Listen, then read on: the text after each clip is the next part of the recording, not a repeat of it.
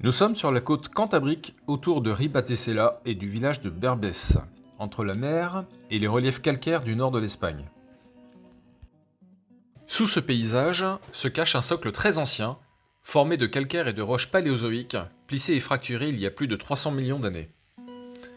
Avant le Permien, la région est constituée de calcaire du Carbonifère, de grès, schistes et calcaires ordoviciens à dévoniens. Ces terrains sont fortement plissés et fracturés par l'orogénèse hercynienne. Au Permien, la croûte se détend. Des bassins s'ouvrent et se remplissent de dépôts rouges, dominés par des brèches calcaires issues de l'effondrement local du substrat dans un climat sec. De grandes failles, notamment le long de la Sierra del Suebe, fracturent ces roches et permettent la circulation de fluides chauds en profondeur. Ces fluides déposent la fluorite dans les fractures et les roches calcaires, donnant naissance à l'un des districts miniers les plus importants d'Asturie au XXe siècle.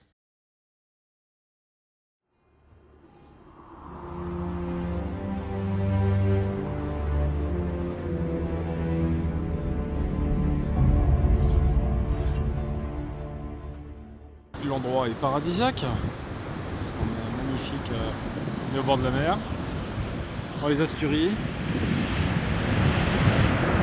Salut toi!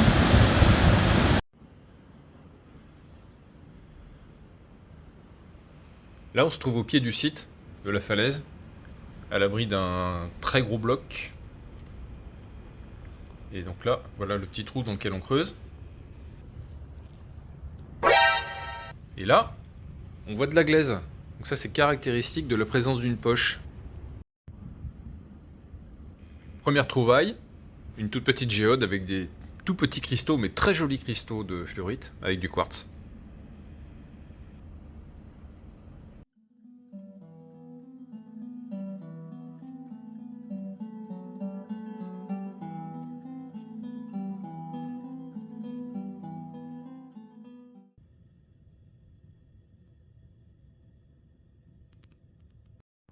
Alors, les trouvailles du jour. Un beau petit ensemble, bon. Violet très très foncé, pas translucide malheureusement. Mais bon voilà. Hein. Donc là on a des cubes de 2-3 cm ouais, d'arête. Ça c'est joli. Qu'est-ce qu'on a d'autre? Là les cubes sont violettes transparents, ça c'est vraiment très sympa. C'est joli tout plein. Et puis la pièce de la matinée, si c'est pas la pièce de la semaine. Là on a vraiment, c'est très très beau ça. J'ai hâte de bien la nettoyer. Une grève avec tout un tas de rochers.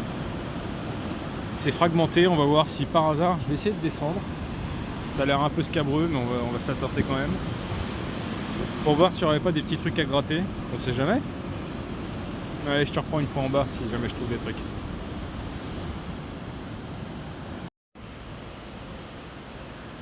Bon ben voilà, on est en bas. C'est un peu raide hein, quand même la descente. Pas facile. Il y a un peu de fluo, mais voilà. Elle est très blanche. Alors, on est toujours sur la plage. Il y a un bloc dans le talus là qui est coincé dans la terre. Et il y a des petits trucs dedans. On voit qu'il y a une petite géode avec des petits cubes sympas. Là il y a des cubes aussi. Des cubes de fluo hein, évidemment. C'est ça qu'on est venu chercher. Donc je sais pas, je vais essayer de tirer, il y en a encore là.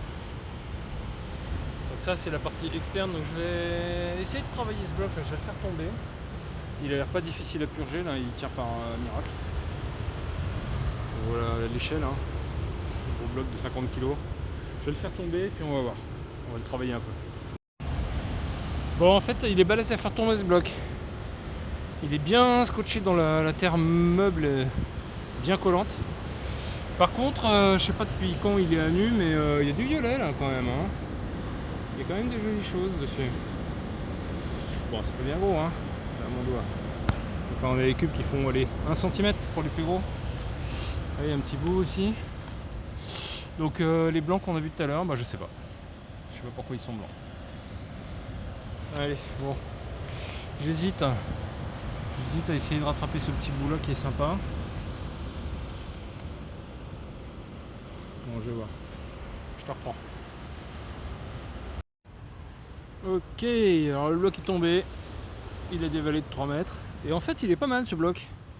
Donc là, on voit pas c'est noyé dans la glaise, mais on sent les cubes là. Il y a pas mal de cubes. Là, c'est pareil, une poche avec des cubes. Je vais essayer de l'avoir cette pièce là. Elle risque d'être très jolie. Parce que là, c'est grand comme toutes mes phalanges. Et on voit, alors, je sais pas si on voit bien, mais bon, on devine un peu les cubes à travers la glaise. Il y en a encore là. Il y en a encore là. Voilà. Donc l'avantage c'est que c'est des blocs qui se travaillent bien à la massette et le burin. Ça se fend assez facilement. C'est de la roche qui est relativement tendre. Donc voilà, allez, à tout de suite.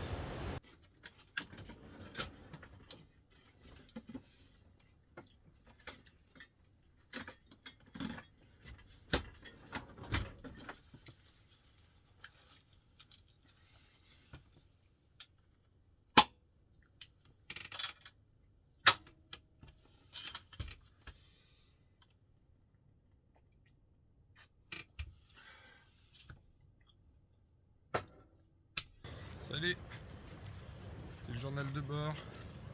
Aujourd'hui c'est le 24 décembre.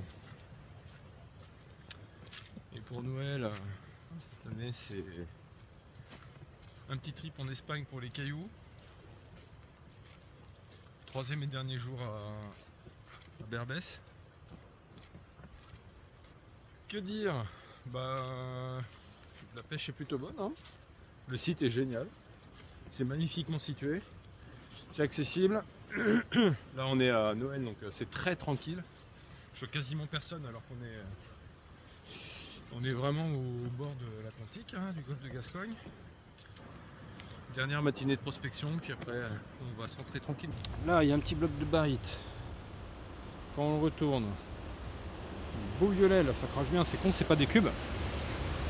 Par contre, bah là dans la terre, c'est comment dire, ça fait un peu comme les vaches noires pour ceux qui connaissent.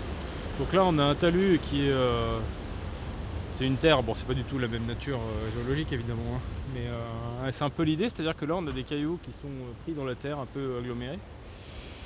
Et avec l'érosion et tout ça, on met à jour au fur et à mesure les cailloux. Et qu'est-ce que je vois dans le talus? Waouh, c'est beau. Donc ça c'est des cubes de plus d'1 centimètre, moi je dirais. Donc ce petit bloc, évidemment, on va le sortir tranquillou bilou.